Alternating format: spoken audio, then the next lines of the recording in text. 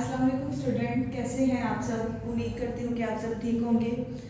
अब जैसे कल हमने पढ़ा था अर्थ की मूवमेंट्स के बारे में, अर्थ के अफेक्ट्स के बारे में कि उनकी मूवमेंट की वजह से अर्थ पर जो है वो कौन कौन से इफेक्ट्स होते हैं। ठीक है, हमने पढ़ा था कि अर्थ जो है वो दो तरह से क्या करती है, मूवमेंट करती है। एक अपने एक्सिस पर मूव करती है और दूसरा जो है वो सन के गिर्द क्या करती है, रिवॉल्व करती है। तो इफेक्ट क्या होता है कि जब वो अपने एक्सिस पर रिवॉल्व करती है तो उसमें क्या होता है कि डे और नाइट में जो है वो चेंजिंग्स वगैरह आती है। ठीक है, और जब वो अपने सन के गिर्द रिवॉल्व करती है तो तब क्या इफेक्ट होता है कि सीजन्स में फॉर्मेशन होती है। आज का हमारा जो टॉपिक है, ठीक है, वो है रोटेशन के बारे में, rotation and length of day and night. ठीक है, आज हमने पढ़ना है कि अर्थ की जो अपने एक्सिस पर रोटेशन होती है उसमें क्या इफेक्ट होता है कि यानी डे और नाइट की जो लेंथ है उस पे क्या इफेक्ट पड़ता है। आज हम उसके बारे में क्या करेंगे, डिस्कस करेंगे। अर्थ फर्स्ट हमारे पास पॉइंट है अर्थ टिल्ट। ठीक है, earth tilt at an angle of 23.5 degree form an imaginary straight up position vertical axis। अब यहाँ पर उन्होंने हमें बताया है कि फॉर एग्जाम्पल हमारे पास क्या है, ये अर्थ है। ठीक है, ये हमारे पास क्या है, अर्थ है। हमने क्या करना है, इमेजिन करना है कि यानी इसमें क्या है, स्ट्रेट लाइन है। क्या है, स्ट्रेट लाइन है, अपोजिशन वर्टिकल एक्सिस। अब वहां यहाँ पर वो कह रहे हैं कि मैंने आपको पहले भी बताया कि हमारी जो अर्थ है वो गोल यानी सर्कल फॉर्म में नहीं होती, थोड़ी सी वो हमारे पास क्या होती है, टिल्ड होती है। ठीक है, यानी किस एंगल पे है वो हमारे पास, अब जैसे फॉर एग्जांपल ये हमारे पास एंगल है 23.5 डिग्री एंगल। ठीक है, हमारी जो अर्थ है वो थोड़ी सी ओवल शेप में है। ठीक है, यानी ओवल शेप में जो है वो क्या करती है, रोटेट करती है। तो this means it leads slightly to one side as it orbit the सन।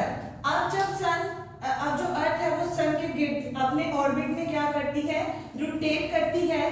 तो अर्थ की जो एक साइड होती है वहां पर जो है सन की लाइट पड़ती है। ठीक है, जब सन की लाइट वहां पर पड़ती है तो वो वाला जो एरिया होता है वहां पे डे होता है और जो सन की दूसरी साइड होती है वहां पे क्या होता है, नाइट होती है।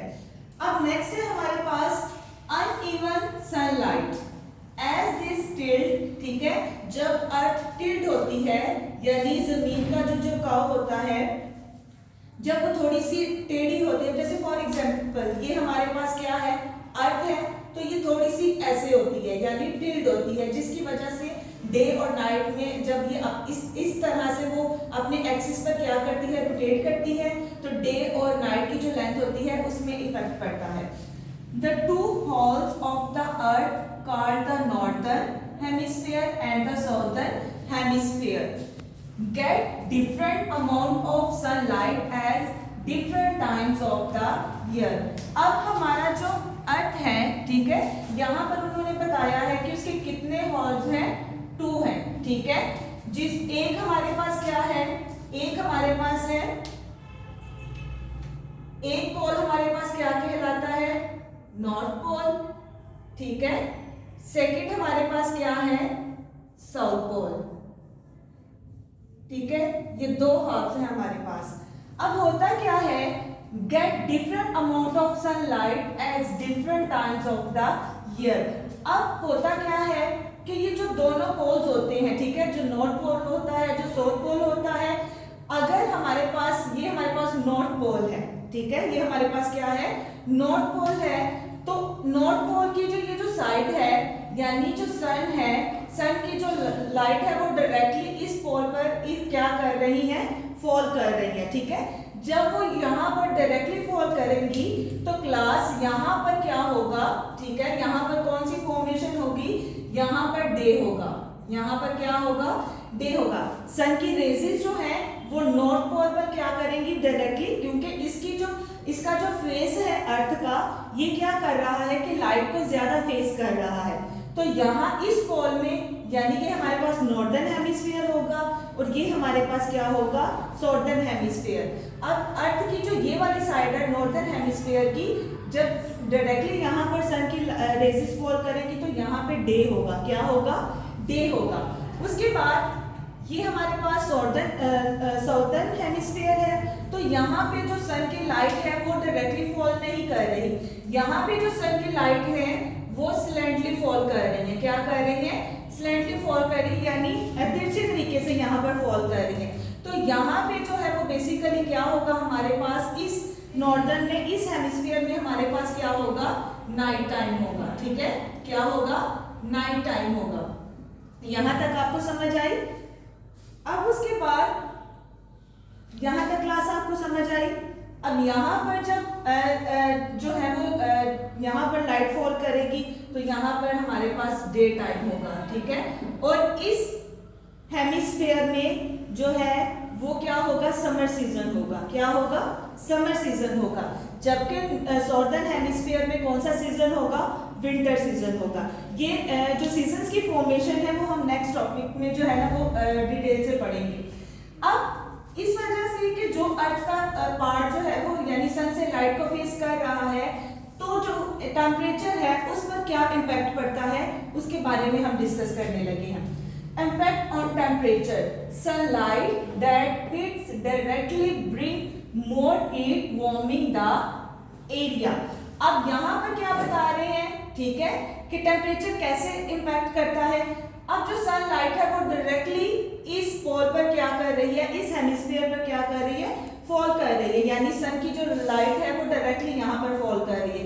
तो यहाँ पर जो मतलब कि हमारे पास टेम्परेचर होगा वो क्या होगा, हीट, यानी हीट ज्यादा होगी और वो एरिया हमारे पास क्या होगा, गर्म होगा, यानी वार्मिंग होगा। उसके बाद sunlight heating at an angle spread out more so it does not heat up the area as much. अब जितना टेम्परेचर यहाँ पर होगा साउदर्न हेमिस्फीयर में उतना टेम्परेचर नहीं होगा, क्योंकि जो सन से लाइट आ रही है वो डायरेक्टली नॉर्दर्न हेमिस्फीयर पर क्या कर रही है, फॉल कर रही है। तो इस वजह से जो नॉर्दर्न हेमिस्फीयर का टेम्परेचर होगा वो क्या होगा, ज्यादा होगा। अब उसके बाद डे एंड नाइट। अब हमने पढ़ना है जो हमारा मेन टॉपिक है, ठीक है, कि रोटेशन की वजह से डे और नाइट की जो लेंथ होती है वो उसमें क्या इफेक्ट पड़ता है। ठीक है, the tilt also affect how long the stay in the sky. यानी जब अर्थ टिल्ट होती है तो उसका यानी जो क्या इफेक्ट पड़ता है, डे और नाइट में जो लेंथ होती है उनमें चेंजेस वगैरह क्यों आती है। उसके बाद when a hemisphere is tilted towards the sun। अब ये हमारे पास क्या है, नॉर्दर्न हेमिस्फीयर है। ठीक है, ये नॉर्दर्न हेमिस्फीयर है, तो जब सन की जो लाइट है इस पोल पर ज्यादा पड़ेगी, इस हेमिस्फीयर पर ज्यादा पड़ेगी, तो क्या होगा, वहां पर जो हमारे पास जो डेज होंगे, ठीक है, जो डेज होंगे वो क्या होंगे, लॉन्गर होंगे। अब आपको नजर आ रहा होगा यहाँ पे जो है वो सन की लाइट ज्यादा पड़ रही है, ठीक है, ये आपको ज्यादा स्पेस नजर आ रही है, तो यानी जो डे की लेंथ होगी वो क्या होगी, जो डे की लेंथ होगी वो क्या होगी, लॉन्गर होगी। ठीक है, यानी जो दिन होंगे वो लंबे होंगे।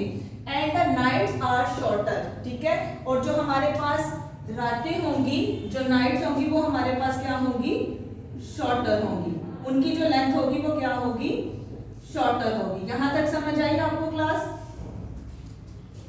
अब आप लोगों ने ऑब्जर्व भी किया होगा कि गर्मियों में जो दिन होते हैं वो लंबे होते हैं और जो मतलब कि रातें होती है वो क्या होती हैं, छोटी होती है। तो वो इसी वजह से होता है कि जब अर्थ जो है वो टिल्ट होता है और अपने एक्सिस पर क्या करता है, रोटेट करता है, उसके बाद तब ये हमारे पास समर में ऐसा होता है। उसके बाद when it is tilt away the day is shorter and the nights are longer in winter। तो आपने विंटर सीजन में ऑब्जर्व किया होगा कि जो रातें होती हैं वो लंबी होती हैं और जो दिन होते हैं वो क्या होते हैं, छोटे होते हैं। ठीक है, ये था आज का हमारा टॉपिक कि रोटेशन, अर्थ की रोटेशन की वजह से जब वो अपने एक्सिस पर रोटेट करती है तो डे और नाइट में जो लेंथ है उस पर क्या इफेक्ट पड़ता है। कल हम पढ़ेंगे फॉर्मेशन ऑफ सीजन, यानी सीजन्स की फॉर्मेशन के बारे में पढ़ेंगे। Okay, thank you.